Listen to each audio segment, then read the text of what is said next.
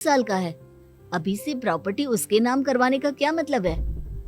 देखे देवर जी, जो काम जितना जल्दी हो जाए ना उतना अच्छा। आने वाले वक्त का क्या भरोसा। भाभी भरोसा क्यों नहीं, हम तो हमेशा आपके बेटे को माँ बाप की तरह ही प्यार करेंगे। हाँ, लेकिन फिर भी मैं चाहती हूँ कि ये सारी प्रॉपर्टी मेरे बेटे के नाम हो जाए। अब मुझे नहीं लगता तुम दोनों को इसमें कोई भी परेशानी होगी, है ना? भाभी वैसे तो आप जो कह रही हैं वो बहुत जल्दबाजी है, लेकिन फिर भी अगर आपको ऐसा लगता है तो ठीक है, कल ही प्रॉपर्टी के पेपर बनवा लीजिए, मैं और माया उस पर साइन कर देंगे। इस तरह से अगले दिन प्रॉपर्टी के पेपर बनवाकर सारी प्रॉपर्टी दिलीप और कावेरी के बेटे के नाम पर करवा दी जाती है।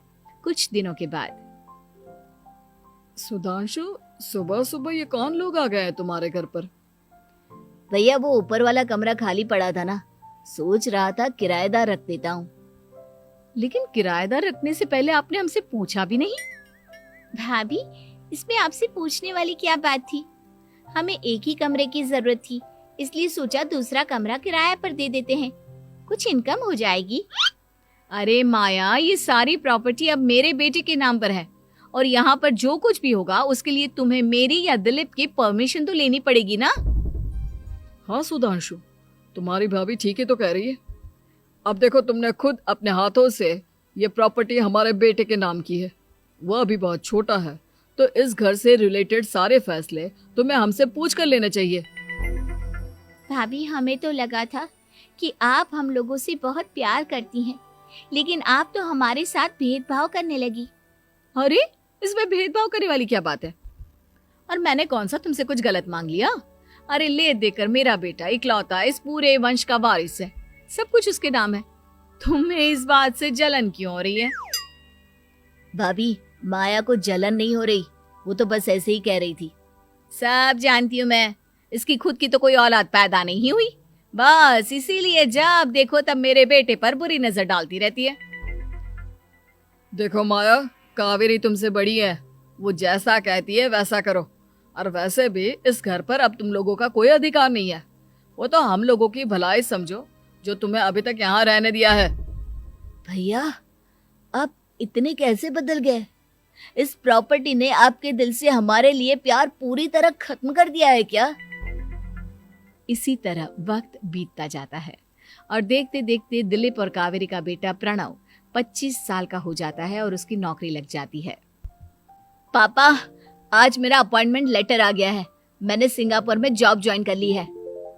लेकिन प्रणव, विदेश में नौकरी करने जाने से पहले तुम्हें कम से कम अपने मम्मी पापा से एक बार पूछना चाहिए था ना। इसमें पूछने वाली क्या बात है माँ, मैं सिंगापुर जाकर जॉब करना चाहता हूँ तो करना चाहता हूँ। देखो प्रणव, हमने तुम्हारे लिए इतनी सारी प्रॉपर्टी यहाँ पर रखी हुई है, उन सब का क्या होगा? यहाँ रहो, बिजनेस करो। सॉरी पापा, मैं यहाँ रहकर कोई बिजनेस नहीं करने वाला, और ये जितनी भी प्रॉपर्टी आपने मेरे लिए संभाल कर रखी है ना, ऐसे ही किसी को दान में दे दीजिए, क्योंकि मैं सिंगापुर से वापस इंडिया आकर कभी नहीं रहने वाला। दिमाग खराब हो गया है तेरा, जानता नहीं तेरी वजह से हमने तेरे चाचा चाची से लड़ाई करके पूरा घर तेरे नाम करवा दिया था। हाँ तो ऐसा करने से पहले आपको सोचना चाहिए था ना। और मम्मा, मैं तो वैसे भी उस वक्त 1 साल का था, मेरा इस मैटर से कोई लेना देना नहीं है। कैसी बात कर रहा है ये लड़का?